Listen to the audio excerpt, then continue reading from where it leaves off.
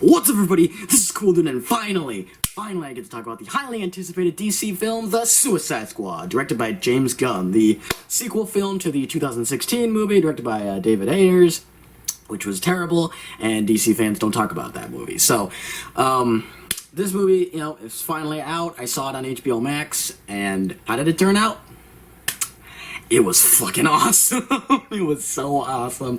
Alright, just let me just give you a brief plot summary of the film before I get into why it's so good. Per the same formula as the first film, Amanda Waller has this team of supervillains to go perform these heroic tasks for them, and if they don't follow her instructions or they disobey orders, then they have a nano chip in their head that will explode. And this time she has two teams, though, and we follow the first team for the first 10 minutes of the film, and they do not last long. And then the second team we end up following for the majority of the film, it's led by Bloodsport, led by Bloodsport, played by Idris Elba. Sorry, I'm all over the place. And the movie is all centered around them going to the country of town of Corto Maltese, and to stop this project called Project Starfish, which it's ridiculous, but I mean, if you've seen the commercials, like, you know where it's going. And they have to find a villain named the Thinker, who is associated with this project, to help them break in and find out what's going on, and basically stop this project altogether. So, pro number one about this movie, there's so many pros to this movie. Pro number one is, it is hilarious. It is so funny. Like, it is just the jokes, the delivery, like the dark humor, just the full on the blood and the violence of it all. Like, it's so funny. It is a riot. The dynamics between the villains are, like, amazing. They're, like, so funny. And, like, the actors as well, like, you can tell they're all giving it their all, and they're having so much fun in their roles. Even some of the ones that are returning, you can tell they're a lot more invested, and they're putting their actual, like, all their heart and effort into it, and it's so cool. And a pro number two is, like, oh my god, the acting. Like, not just the acting, but the actors themselves. They're so well cast. You obviously have some of the returning actors from the 2016 film, like Margot Robbie as Harley Quinn.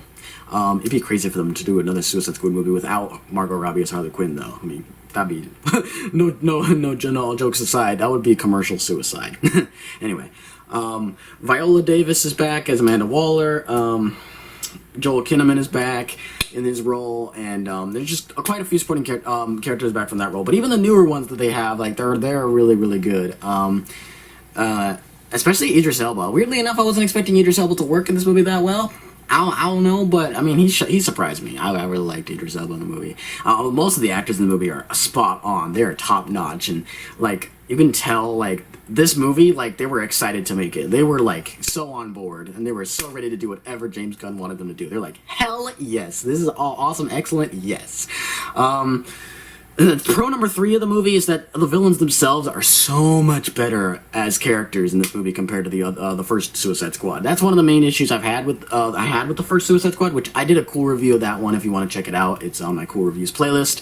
One of my issues with it is that the villains themselves, the dynamic between the team is very lacking. Like, once we get to the end and the final fight, like, it doesn't have, like, the oomph that it needs, because, like, the development behind them are just so bad, and it's so lackluster. So it's like there's no emotional stakes, and there's no, like, feeling of, like, they're bonding or they're, like, interacting off each other. This film, like, the interactions off of them is, like, I think the one, like, what really makes this film, like, really fun to watch. Like, just seeing all their different backstories and all their different, like, characteristics, and seeing all their, like, personality traits and their flaws, and their really just, like, the person that they are deep inside, and, like, kind of the roots of what caused them to be villains. Is, like, that's really interesting, and it's cool, and it's funny. Again, like, they have some funny lines because of their distinct personalities. It's not like this first Suicide Squad where they're just like, oh, this is Katana, she does blah blah blah. This is I don't know, Slipknot, he does blah blah blah. Captain Boomerang, he fought the Flash. Like, it's not just, like, all Flash like that. Like, they're given, most of the villains anyway, are given their proper time to establish themselves as characters. A pro number four as well, I love how much it amps up the whole, like, anyone can die factor of it. Like, the Suicide Squad it hinges on the idea, the first film at least, there was like, it was hinges on the idea that they didn't really care which villains like lived or died. And aside from Slipknot, which by the way, like his death was, he made me very uncomfortable. Like that was terrible. Like what the hell were you thinking? Like, because aside from him, like, no one else really dies in the first Suicide Squad, which is, it's kind of weird why they would amp that up and then only have one of them die in it. And not even in combat. But this film, no, it's not playing by those rules. Very early on, it's like, anyone in this movie can die at any time, which makes the fight sequences and all the action parts, like, so freaking tense, because you know, like, either one of them could just die, like, at any moment, without any, like, sort of, like, nuance, or, like, gravitas, or a sense of noble self-sacrifice. Like, no, they could just die straight up.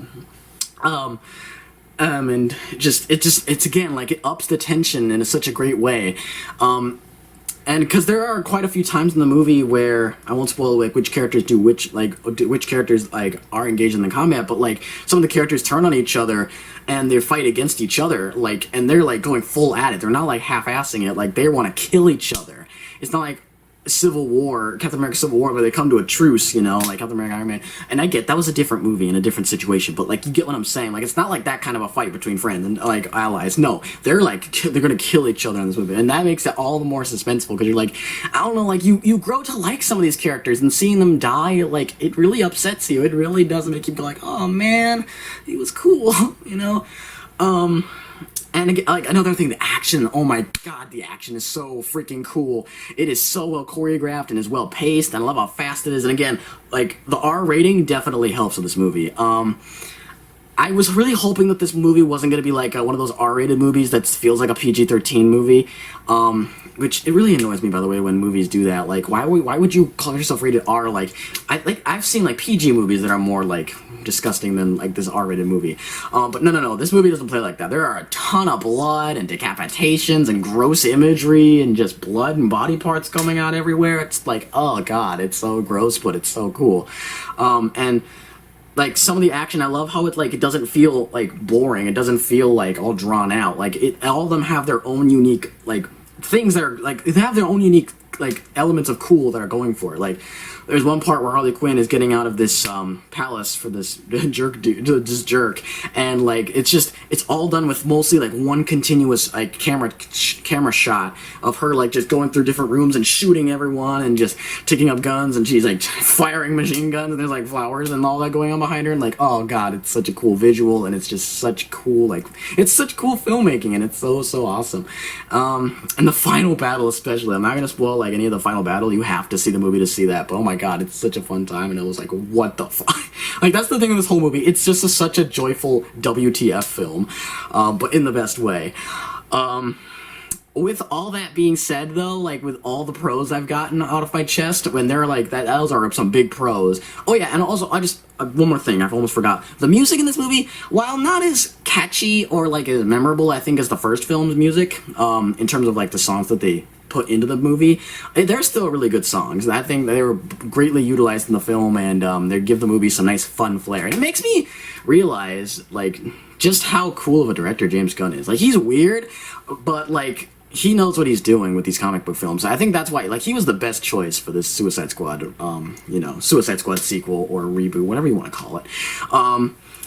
And that's another thing, like, yeah, James Gunn making this movie, I love how, like, the movie itself, you don't really have to watch the first Suicide Squad movie in order to get a full understanding of what this movie is about. Like, I would argue that it would be better if you just watched this movie without watching that first movie. The only really thing I could see you have to absolutely know about the first film is that Amanda Waller is in it, Harley Quinn was in it, and, yeah, Joel Kinnaman was in it, and Rick Flag was in it. Like, that's all you had to know. Like, all those characters were in there. You literally needed to know nothing else about that movie. Just pretend it never happened, which, in my opinion, that's awesome. I like that.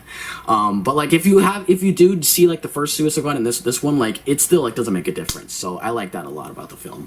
But now with all those pros out of the way, there are still a few minor cons, because, you know, no movie is perfect. Every movie has cons, and even a film as weirdly amazing as this film has its problems. So, let's get to them.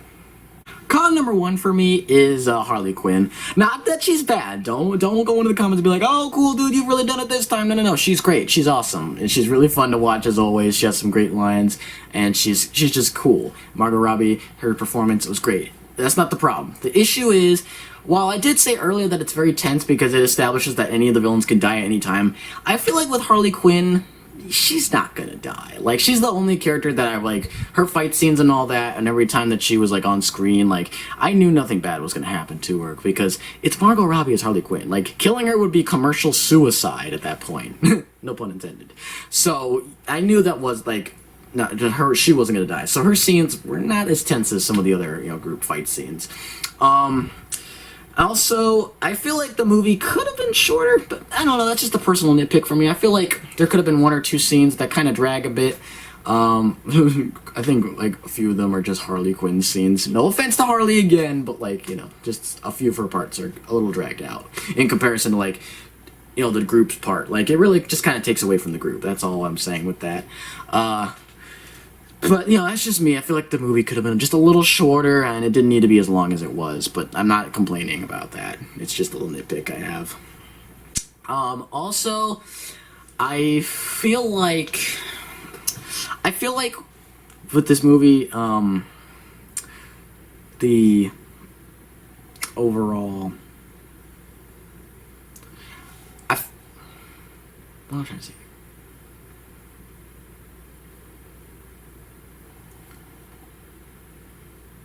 Also, I feel like some of the characters don't really do much in the movie, and I get that, like, the Suicide Squad is, like, some of the characters, like, they barely get to do anything, which is kind of the point, because, like, they're just dead immediately.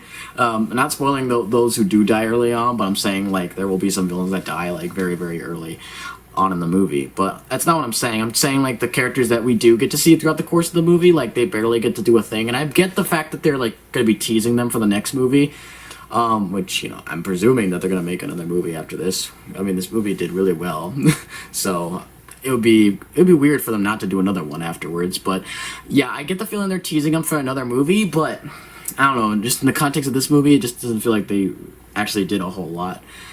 Alright, but that, again, just me. And also...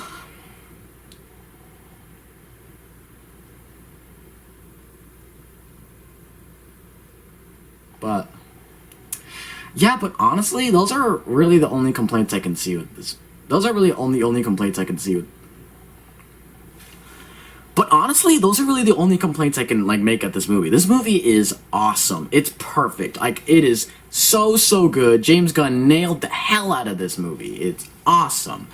And I will go, as a Marvel fan, I'm sorry. I'm really sorry to all the Marvel nerds out there. I'm really sorry. I'm gonna say it right now. I actually had more fun watching this one than both of the Guardians movies. I'm sorry. Like, I know, like, the second one wasn't made by James Gunn, but, like, I loved this movie. Like, I had more fun watching this movie than I did with the first two Guardians. Now, I didn't get more emotional about this movie. Like, the emotional parts that they do have in the movie, they are effective. But I guess that'd be another con of the movie. It's not like a super big one, but, like, the emotional moments aren't really that, like, gut punching. Like, you actually feel for the emotions for what the movie is. Like, it is effective, but it's not, like, super effective, So that'd be just another minor con there. But I didn't get, like, as emotional with the Suicide Squad as I did with the first two Guardians of the Galaxy movies, but in terms of, like, which one was a lot more fun to watch and which one just was a more quirky style and which one was more cool, the action scenes and all that, it would be the Suicide Squad. Oh my god, this movie is so awesome. Honestly, I give this a 5 I give this a 5 Alien Starfish out of 5. I love this movie. It is such a good film. Wasn't expecting it to be as good as it is, but it is just great. And this is coming from a guy who does not generally like DC movies. And, I came into this knowing that it was going to be better than the first Suicide Squad, but I had no idea it was going to be this cool and this awesome and this hilarious to watch. So I highly recommend it for all you guys. Even if you're not, like, diehard DC fans, I think you're gonna have an awesome time with this film. It's just hilarious. The music is great. The actors are great. The character dynamics are great. It's really funny, and just the action scenes are so good. And it's a great tension builder for, like, watching this film go on. Sure, it's a little long. Sure, some of the scenes can drag on a little bit, and sure, Harley Quinn, like, some of her tension is a little, like, downgraded a small bit. But honestly, outside of that, this movie like is mostly flawless. This movie is just great. Suicide Squad is just awesome film. So yeah, give it a watch. You're gonna have an awesome time, I guarantee you. And with that, that's going to wrap it up for this review. Hopefully you guys enjoyed it. If you did, leave a like. Let me know what you thought of the Suicide Squad down in the comments below, if you're going to watch it or not, and what your thoughts are on the movie itself. And if you don't care about the Suicide Squad, you want to leave me a comment, by all means, leave me a comment. Leave a comment away, and all whatnot. And until next time, guys, stay cool, and I will see you in the next video. Bye-bye, y'all.